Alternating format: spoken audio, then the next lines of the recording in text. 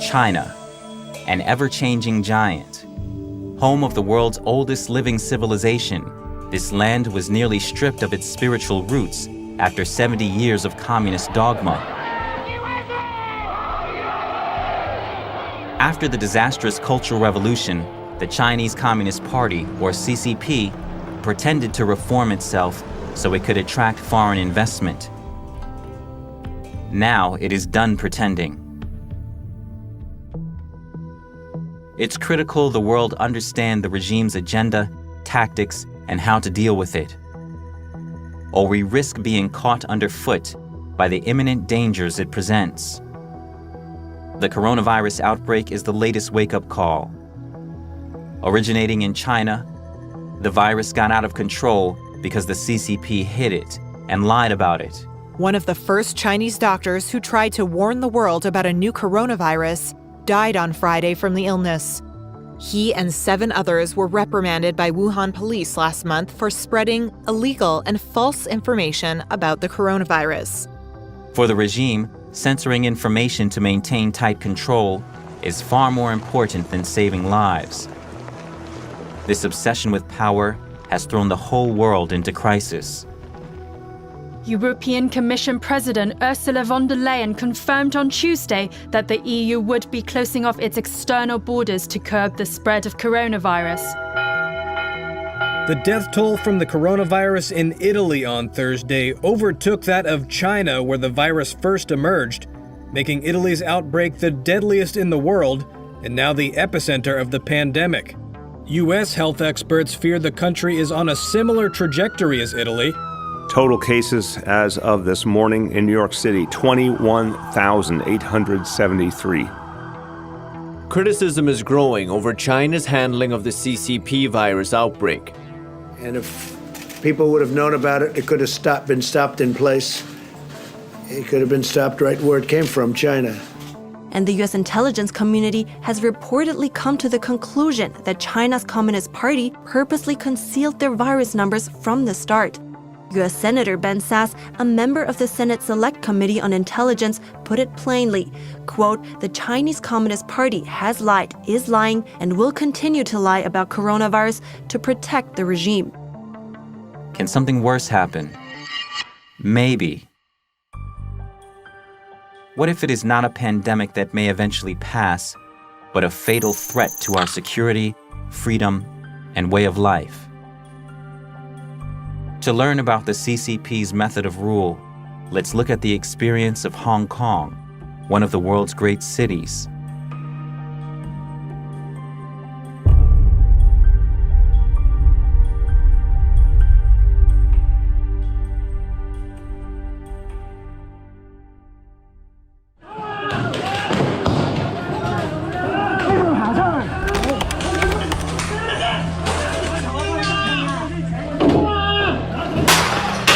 Hong Kong's Polytechnic University was in flames on Monday as police laid siege to the educational institution turned fortress.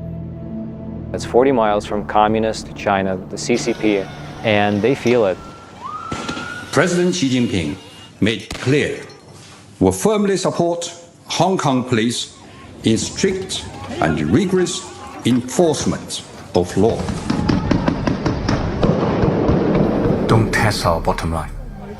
And if we have to respond, I believe the only option is to use deadly weapon. It looked like they were going to run over some patriots. He's got the M16s ready to shoot, ready to fire. Police just use the gun to shoot us, and there is the rule is that all the people want to escape. They don't have the warrior culture here. They're super peaceful here. Generally, they like to go to school, make money, that sort of thing. Super civilized. Hong Kong was once one of us, free and vibrant. It shared the core values of other liberal democracies.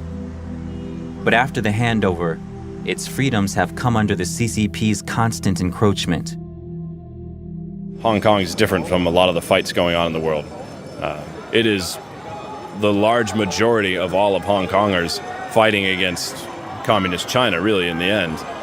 We are fighting for freedom and survival, okay? And the world should know, if Hong Kong falls, the whole world falls, okay?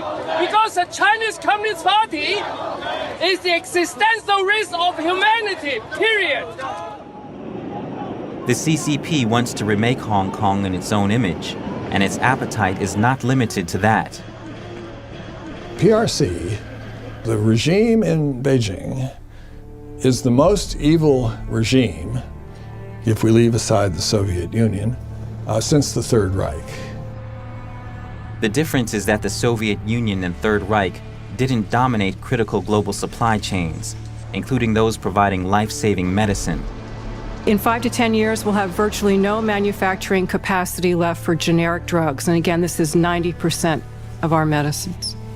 Chinese companies formed a cartel, dumped it on the global market, and they drove out all the US, European, and even Indian producers. This was in the early 2000s.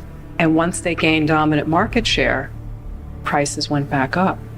What we've seen is not that China has become more like the rest of the world and that it's liberalized. We've seen it go the other way. The European countries have been naive about China for too long. It is a different system. And there is a risk that a different system tries to impose its system on other parts of the world. Before we realized it, the CCP had a death grip on our economy and had infiltrated our institutions.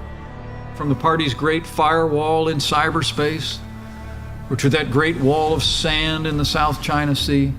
More repression, more unfair competition, more predatory economic practices, indeed a more aggressive military posture as well. If we do not meet this threat now, it's going to define our century in much the same way that the Soviet Union defined the last century. Learn from the Hong Kong experience, because we have been dealing with this giant for at least 22 years. We have what has been happening on the ground to illustrate and to demonstrate to you how the CCP can go about taking over all these institutions and values.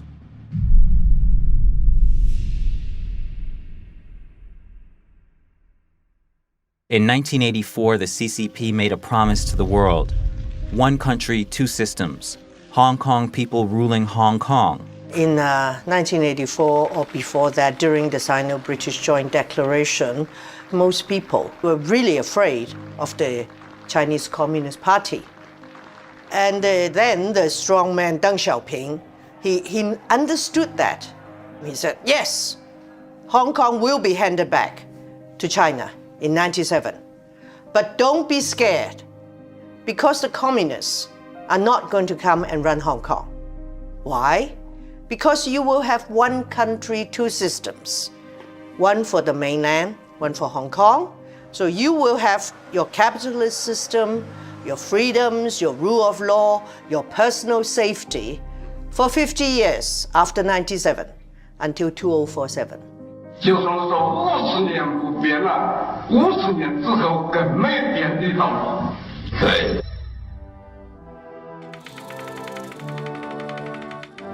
Now, Hong Kong people are to run Hong Kong. That is the promise, and that is the unshakable destiny.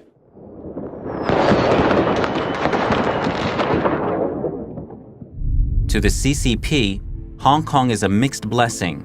It is crucial for China's international trade and foreign capital raising. But its aroma of freedom and persisting memories of the CCP's brutalities are considered poisonous to the CCP's ruling of mainland China. In 2003, 6 years after the handover, Beijing tried to pass Article 23, an anti-sedition law, in Hong Kong. It would let the party arrest commemorators, as well as free thinkers, people of faith, and political activists, all in the name of national security. Well, I think the Chinese government feels that they really need to come in and have very tight control. So, I mean, they have for decades, even before 1997, infiltrated Hong Kong. Their party members have infiltrated the government, the universities, business, and professionals. In 2012, the regime tried to implement a national education curriculum that glorifies the party and teaches its version of history. 現在國民教育最大嘅被批評嘅地方就係洗腦。因為國民教育科係中國定出嚟嘅歷史，唔係真正嘅歷史。The regime intensified media controls in Hong Kong in 2013 and 2014. Journalists were stabbed and beaten by triads linked to the regime. Vandalism, physical attacks, and financial interference became common. The basic law promises press freedom, but in reality, it is being significantly compromised. Interviews were barred, finished pages were removed, photos were added, columnists were sacked. This is the worst time. I think most of mainstream media are self-regulated and self-censorship. We also see that the Hong Kong media has been either buyed up or controlled by the Chinese capital. In August 2014, Beijing laid down strict limits on promised voting reforms in Hong Kong. All candidates would be approved by the regime. For Hong Kongers, it meant the death of their democratic dream. What we want is the right to elect our leaders so that our leaders have a genuine mandate to govern Hong Kong. This will improve governance. We also want to see Hong Kong people having a genuine choice in electing their leaders and no screening mechanism. Beijing is reneging upon promises made in 1997 and also promises made to Britain that Hong Kong can retain a high degree of autonomy. It's been a month since pro-democracy protests erupted in Hong Kong, and these umbrellas have become a symbol of the movement. In November 2016, China's top legislature interfered in an ongoing politically charged court case by issuing an interpretation of Hong Kong's basic law. This led to the disqualification of 2 elected members of Hong Kong's Legislative Council. China's parliament recently made a rare interpretation of Hong Kong's mini-constitution, rebooting fears that Beijing is tightening its grip on Hong Kong's unique political process. It was unnecessary and would do more harm than good to public perception of the continued respect for the rule of law in Hong Kong. In a stunning move, on the eve of the 20th anniversary of the handover of Hong Kong, the Chinese regime betrayed the pledge that Hong Kong's return was founded upon. 中英联合声明作为一个历史文件，已经不再具有任何现实意义。对中国中央政府对香港特区的管理也不具备任何约束力。英方对回归后的香港没有主权、没有治权，也没有监督权。In 2019, under Beijing's urging, Hong Kong's chief executive tried to push a bill that would allow the extradition of Hong Kong residents and visitors to China. Over the 22 years after reversion of sovereignty in 1997, there have been time and again many breaches of the basic law, but not as seriously as on this occasion when they tried to send us back to stand trial in the mainland. This is a very important piece of legislation that will help to uphold justice. It would allow for the extradition of basically anyone that Beijing doesn't like. There, those extradited would be subject to the CCP's judicial system, which remains an instrument of control for the regime. Massive Hong Kong protests broke into clashes with police Wednesday as riot officers let off rubber bullets and streams of tear gas. You shoot the journalists! It's still Hong Kong, not China. You can say that this is the last straw off the camel's back, which triggers a very deep awakening on the part of Hong Kong people, because it affects every person who is physically in Hong Kong, including even foreigners. As happened before in China and Hong Kong, triad members seem to act on the regime's orders, attacking citizens and instilling terror. Hong Kong's political crisis has taken a violent new turn. This graphic footage came from a reporter who live streamed the attack at a rural train station Sunday night. After weeks of clashes between demonstrators and police, the spotlight has shifted to the territory's shadowy criminal network. Authorities say 45 people were injured in the attacks, with one in critical condition. Witnesses said police left Yuen Long Station when the violence started and then never responded to repeated calls for help. 前後起碼超過1個幾鐘頭。我對於警方係完全冇派人去嘗試控制個局面呢，係表示極度憤怒。More than apparent collusion between the police and the triads in that neighborhood, inexplicable. And the idea seems to be one of to shock, to awe, to terrorize. The terror rose further when police began random beatings. 我見到嘅係有警察嚟嗰一下，每個人都好驚警察，竟然係點解佢哋嚟咗往中環呢個車卡去襲擊我哋？然後佢係冇行過嚟問你係邊個啊，都冇做過任何佢去詢問嘅過程，佢就係拎住佢支棍，拎住胡椒噴霧打人、襲擊人、噴人。一班應該要保護緊香港市民嘅人，最後令到香港市民受傷嘅人，點解會係一啲要保護我哋嘅人去令到我哋受傷呢？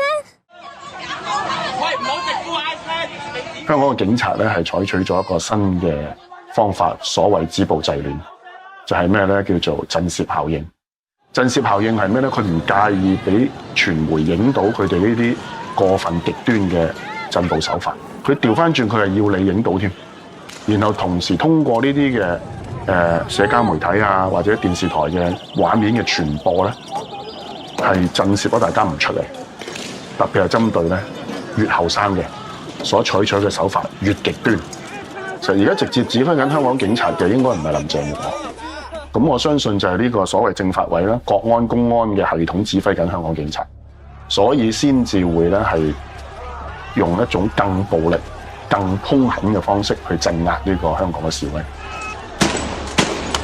One protester was shot by an officer at close range, leaving him bleeding and howling on the ground. Police in Hong Kong opened fire on anti-government protesters Monday morning. Local media report at least one person was hit. Video footage showed a protester lying in a pool of blood, his eyes wide open. This week was the first time officers used force on campus grounds. For hours, they fired a barrage of tear gas, rubber bullets, and water cannon.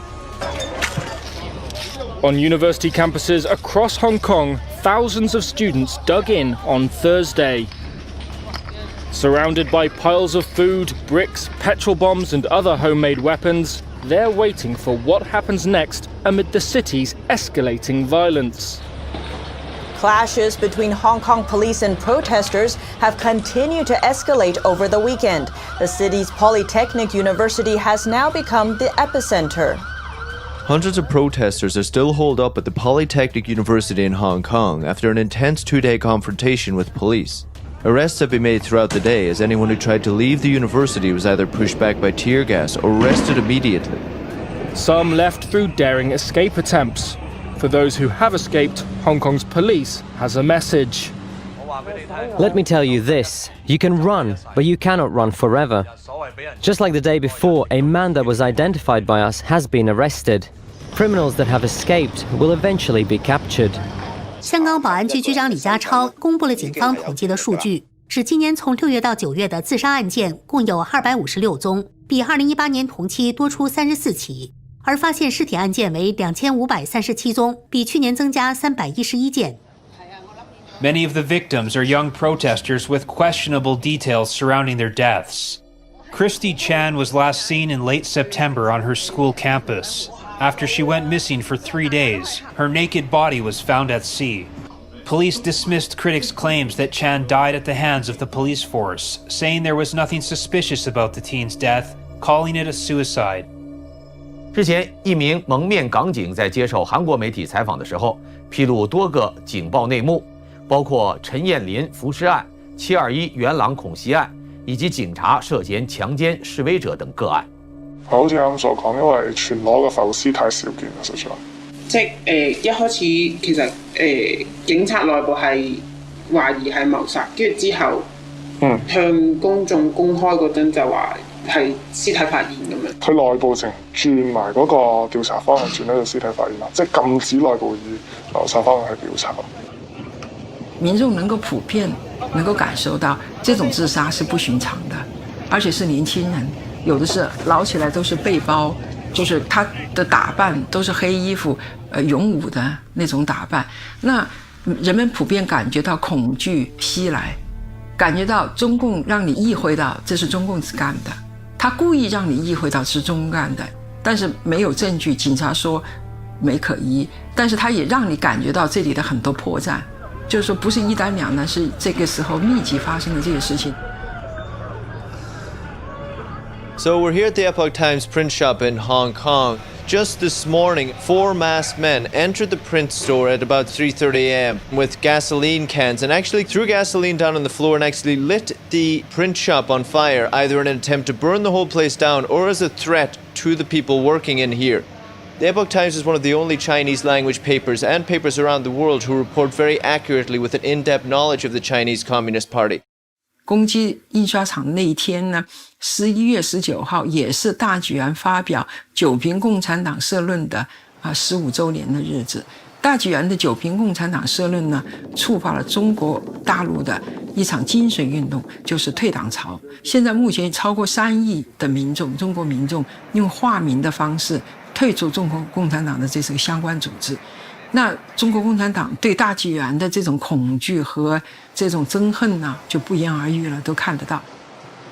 我哋可能5年前雨傘運動嗰時仲會講緊話冇激嬲共產黨咁樣，但係其實經過5年之後，當香港人發現其實呢一切嘢嘅幕後黑手係中國共產黨嘅時候，香港人已經好勇敢，可以企出嚟話，我哋依家就係要面對共產黨，要面對中共呢一個政權。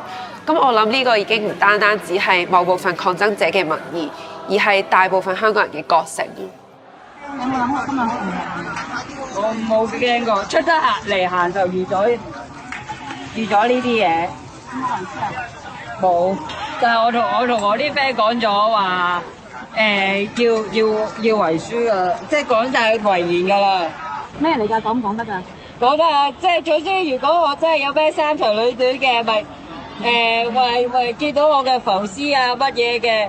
攞去器官捐贈咯，捐下啲有需要嘅人咯。次次出嚟死就預咗死㗎啦，講真句。但係不過冇辦法啦，為香港一定要贏㗎呢場仗。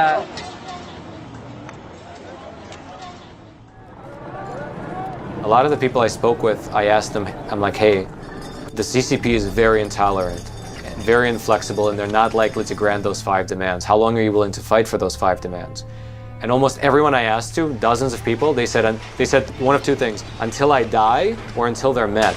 香港人能夠咁不怕死，走在世界嘅前線對抗嗰個極權，係因為我哋唔係中國人咁樣喜歡做奴隸，我哋唔做奴隸，我哋就係講俾政權聽，我哋係唔會屈服嘅，我哋係站喺個前線咧，係對抗呢個龐大嘅鎮壓共產機器。我哋係無路可逃，我哋諗住死，我哋不如就繼續抗爭落去。民不畏死，奈何以懼之？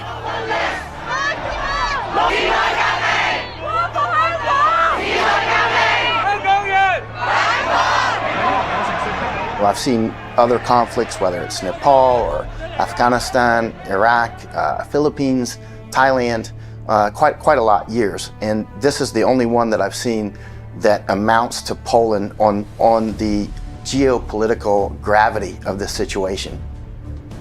Poland was the last straw for the Soviet Union, and now Hong Kong is that nexus of problems for CCP. This is an existential threat to CCP. The CCP has made many promises.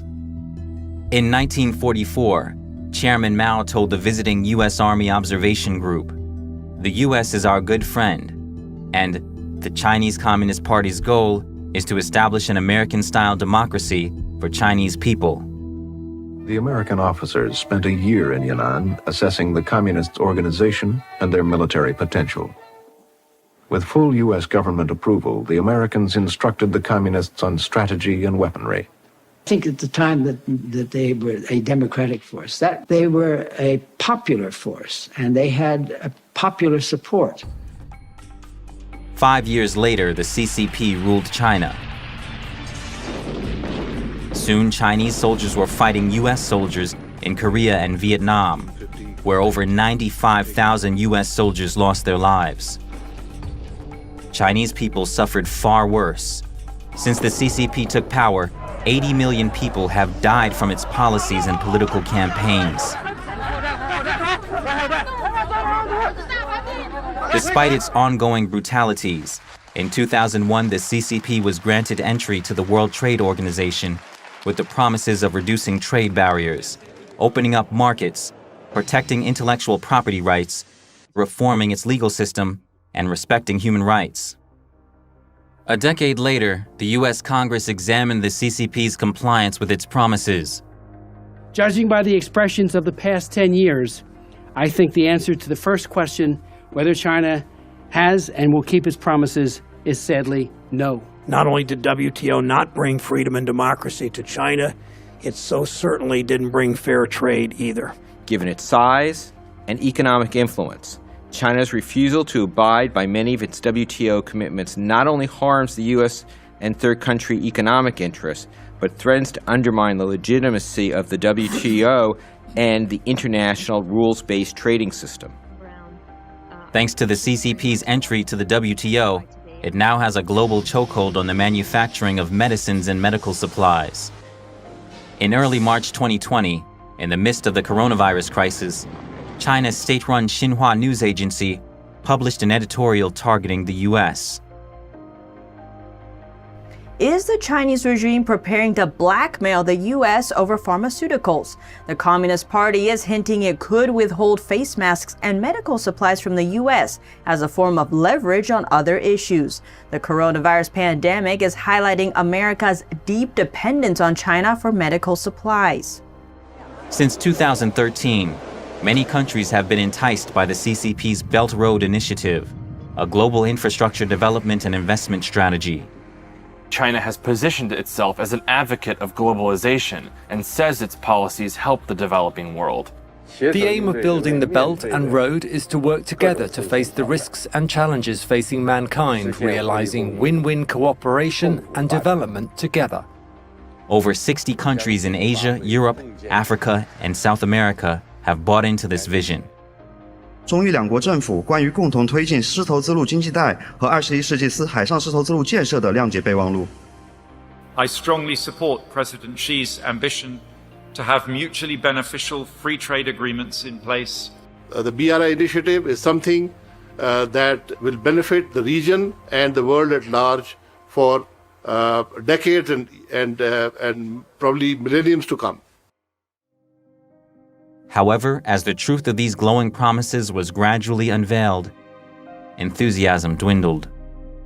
Die Forderungen der Europäischen Unionsländer, solche Stichworte wie freien Handel, Level Playing Field, gleiche Bedingungen aufzunehmen, dass diesen Forderungen nicht nachgekommen wurde. Critics of Belt and Road say it traps some poor countries with debt that could put their sovereignty at risk. These Chinese institutions are lending to countries often with very opaque agreements that no one knows the terms of until there's a bankruptcy or a failure to deliver, to pay back the terms of the loans, often with corruption taking place and outright bribery of local officials for projects of dubious merit that don't use local workers or local materials, but really are almost at the exclusive advantage of Chinese lending institutions, Chinese industrial overcapacity, Chinese labor access, with ultimate Chinese political control strategies and objectives over many parts of the world. Do not accept foreign debt that could compromise your sovereignty. Protect your interests, preserve your independence, and just like America, always put your country first. With its growing clout, the CCP has bared its claws.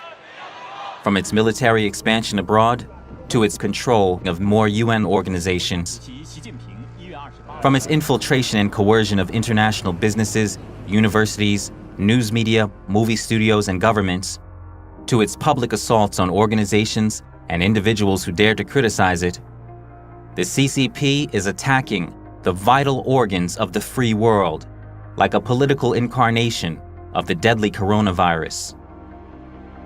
They're using our institutions and our norms and our values against us in ways that we hadn't necessarily envisioned towards their own authoritarian agenda. This is part of a persistent effort by Beijing to rework the international order to its advantage. So I was telling our friends in liberal democracies that if you do not try to rectify this now, given, say, a decade more, you will find yourself to be completely helpless and you will be at CCP's mercy.